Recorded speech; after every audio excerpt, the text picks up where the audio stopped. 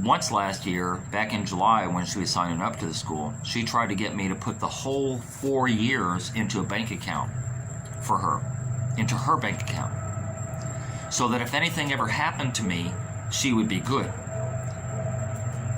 No, I did not do that. I didn't even entertain that. Then, when I talked about spending the half of the money, going in cahoots with Michael to spend half of the money, we went over to JMMB, where I used to have an account at, to try and open a joint account so that she would have access to that 250 grand coming up in July. Because remember, this is March, April. And thank God, JMMB has different rules now to open an account. Even though they have all my information, you have to have a JP, sign this and this and this, and it became too much of a hassle. So twice she tried to get me to put money into her pocket, and I declined. Well, the second time, they declined me, which is good. So I missed that bullet too. So I missed some bullets.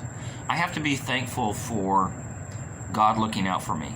So God definitely looked out for me in the long run, not in the short run.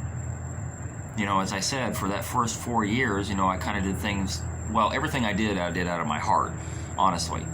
So, but that last year, I was just doing because she was asking and basically telling me that this is what are you going to, she didn't physically hey, Bobby, you're going to get me this, but in a roundabout way, she had expectation that I was just going to do for her, which was easy for her to do. Because, hello, I'm a simp. But never again. Never again. 2 things came out of this. 1, I will never, ever, ever trust another woman again. Never.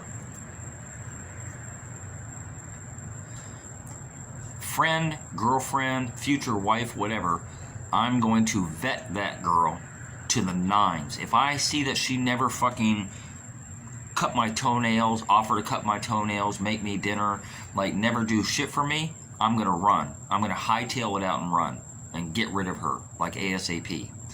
Lacey's ruined me for any other woman coming along. That's 1.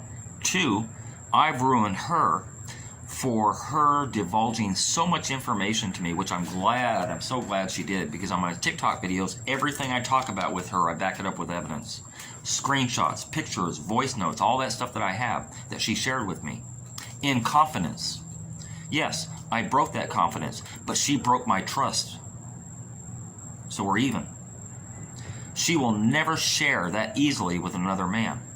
She will never put out voice notes and texts and pictures and stuff like that without thinking twice and 3 times about it. She will never do that. I guarantee you. Now, going forward with any other man, she's going to be holding shit back like you would not believe, because of the stuff she shared with me so easily to lure me in with that puppet master shit that she did. And she's ruined me for another woman.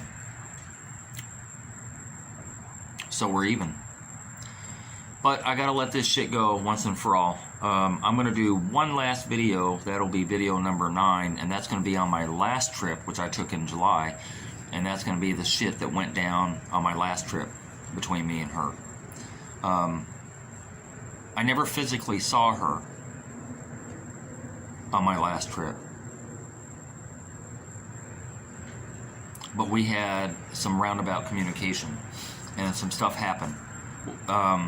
And the headboard, the bed head that was in my apartment got given back to her, and she filed a police report, which was a bag full of lies. I'll talk about that.